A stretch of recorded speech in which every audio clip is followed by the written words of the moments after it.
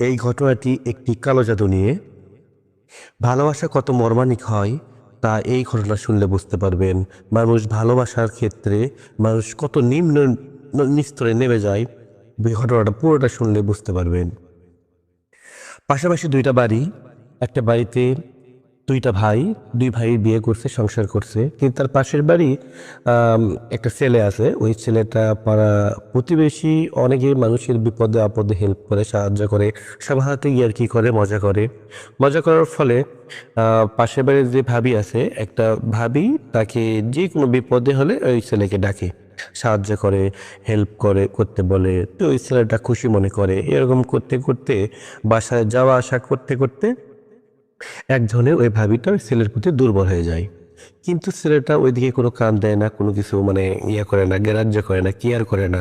ওই জায়গায় যদি আরো অন্য কোনো মানুষ বিপদে পড়ে তাও ওই চলে যাবে, কোনো প্রবলেম নাই। ওই খুশি খুশি মনে, ভালো মনে সবাইকে হেল্প করে। এরকম হতে হতে চলতে চলতে 1 মাস, 2 মাস, 3 মাস পর একদিন ওই ভাবিটা ওই ছেলেকে বাসায় ডাকে। ডাকার পরে উম, ছেলেকে জড়িয়ে ধরে, মানে আদর করে। যে ছেলে মানুষ বোঝেন, একটা মেয়ে যদি ছেলের কাছে যায়, ছেলেটা একটু গলে যাবে 100%। এরকম হতে হতে হালকা পাতলা প্রেম হয়ে যায় দুজনের। হতে হতে একটু তারপরে ভেতরে কি সম্পর্ক হয়েছে, কি হয়েছে জানি না, কিন্তু ভাবিটা প্রচুর দুর্বল ছিল ওই ছেলেটার প্রতি। তো ওই ছেলেটা ভাবি মনে মনে ওই ছেলেকে চায়, কাছে চায়, সবকিছু করে, স্বামীর সাথে খারাপ ব্যবহার করে। তো ওই ছেলেটা যখন বুঝতে পারছে আমি দিন দিন দুর্বল হয়ে যাচ্ছি, ভেঙে পড়তেছি, তো এটা যখন ছেলেটা বাবা মা একটু হালকা করে বুঝতে পারে, টের পায়, তখন ছেলেটাকে বিয়ে দেওয়ার জন্য চেষ্টা করে। এই মেয়ে দেখে, ওই মেয়ে দেখে, কিন্তু ভাবিটা বিয়ে হতে দেয় না ওই ছেলেটার ভাবি। কিন্তু ছেলেটা বিয়ে করবে, ওই মেয়ের কাছ থেকে বের হয়ে আসবে, এই জন্য ছেলেটাও চেষ্টা করে। কেন, ছেলেটা ভালো, ছেলেটা অনেক মানে পরিস্থিতির শিকার হয়ে ওখানে আটকে গেছে। এরপর এক জায়গায় বিয়ে ঠিকঠাক হয়ে যায়। বিয়ে হওয়ার মাসেই তখন ওই মেয়েটার বাসায় ওই ছেলেটার ভাবি যে বলে আসে ছেলেটা ভালো না, খারাপ, গাঁজা খায়, মদ খায়, অনেক কিছু মিথ্যা কথা বলে। পরে মেয়ের বাবা খোঁজ খবর নিয়ে দেখে যে এই ভাজি দিয়েছে, সেই মেয়েটা মিথ্যা কথা বলেছে, মানে ছেলেটা ভাবি। পরে মেয়ের বাবা কোনো কিছু গ্রাহ্য দেয় না, পরে ছেলের সাথে বিয়ে ঠিক করে এক পর্যায়ে বিয়ে হয়ে যায়। বিয়ে হয়ে যাওয়ার পর ঠিক 15 দিন, 1 মাস খুব ধুম ওরকে সংসার চলে, ভালো মানে জীবনযাপন করে, একসাথে ঘুরে ফিরে। কিন্তু ওই ভাবিটা দেখে সহ্য করতে পারে না। ভাবিটা ছেলের সাথে কথা বলে না, এদের বাসায় আসে না, সবসময় কেমন জানি গোমরা হয়ে থাকে। ওই ছেলেটা বউকে দেখতে পারে না, যেহেতু পাশের বাড়ি।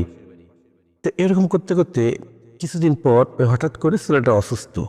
অসুস্থ মানে কিছু খাইতে পারে না, মাথা ঝিমঝিম করে। ওই মেয়েটাকে মারতে যায়, মেয়েটাকে গলায় টিপ মারে, এরকম পর্যায়ে চলে যায়।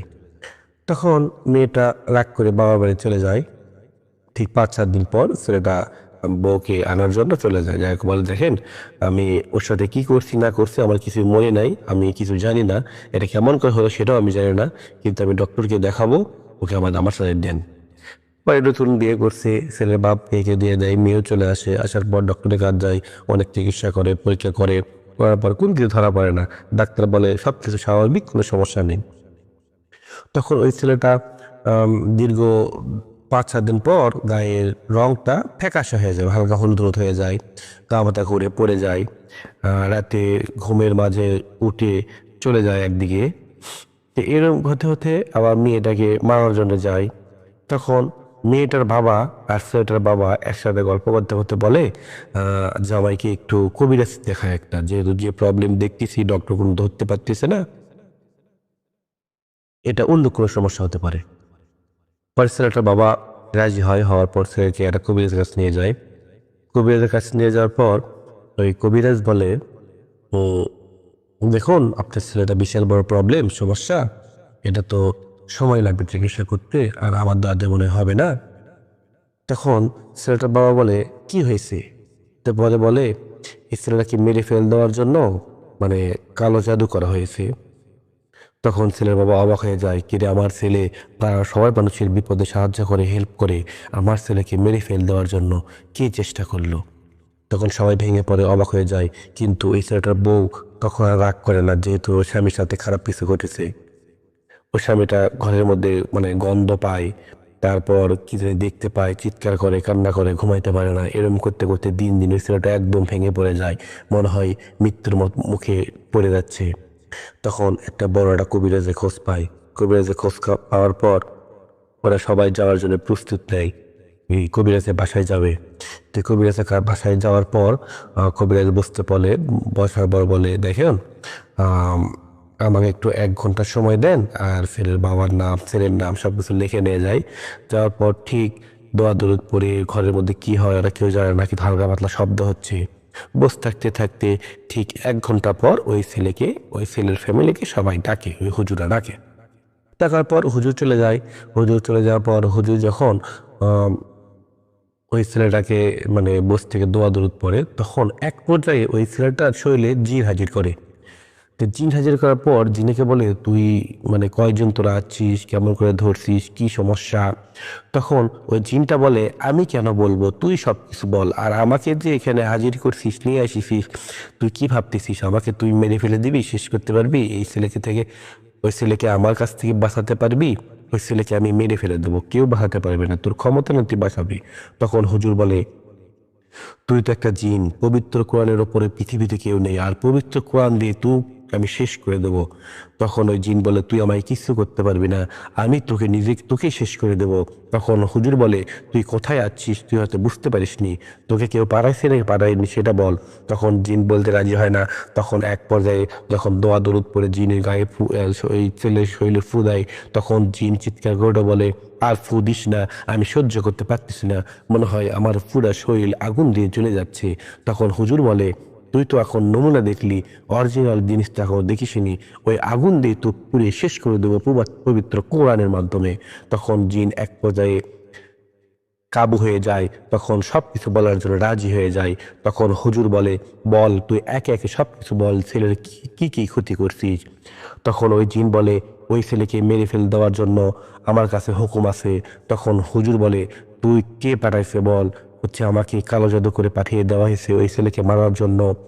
আর এই ছেলেটাকে আমি মাথায় আঘাত দিছি, আর ছেলেটা বউকে মেরে ফেল দেওয়ার চেষ্টা করছি, ছেলেকে মেরে ফেল দেওয়ার চেষ্টা করছি।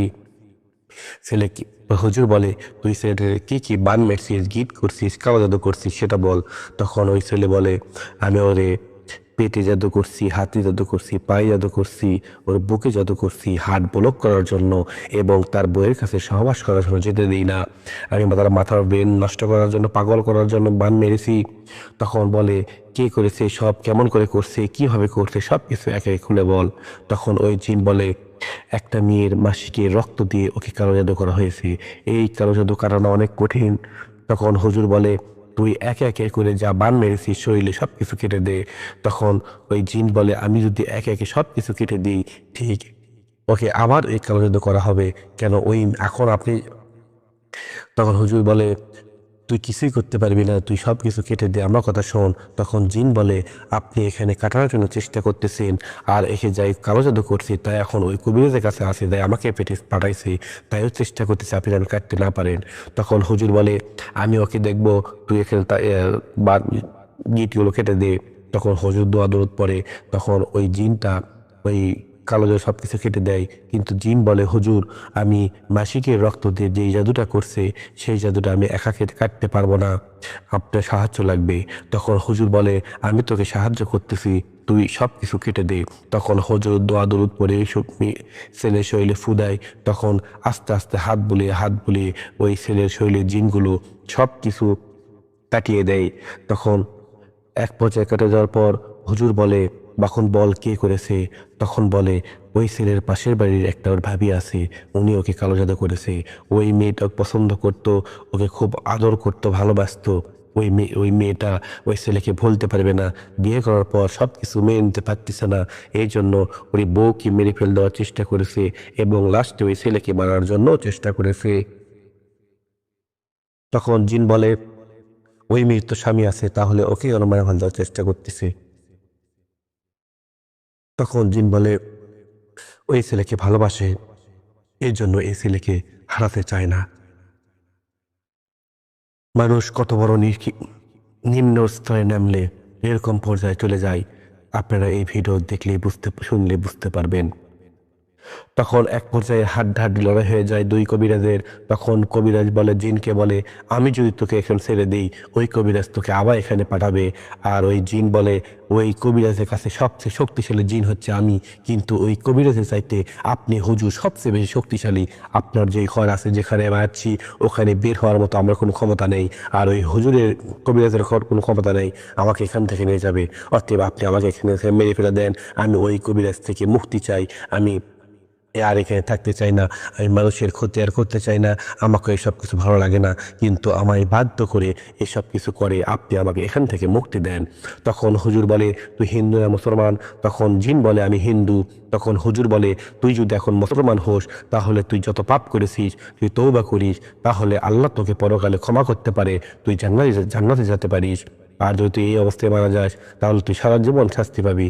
তখন জিন বলে, হুজুর আমাকে কলেমা পড়ে মুসলমান করেন, মুসলমান করার পর আমাকে মেরে ফেলে দেন এবং আমার জন্য তওবা করবেন, আমি আল্লাহর কাছে তওবা করব, আল্লাহ যেন আমাকে সব কিছু থেকে পাপগুলো মাফ করে দেয়, ক্ষমা করে দেয়, আমি বাধ্য হয়ে করেছি।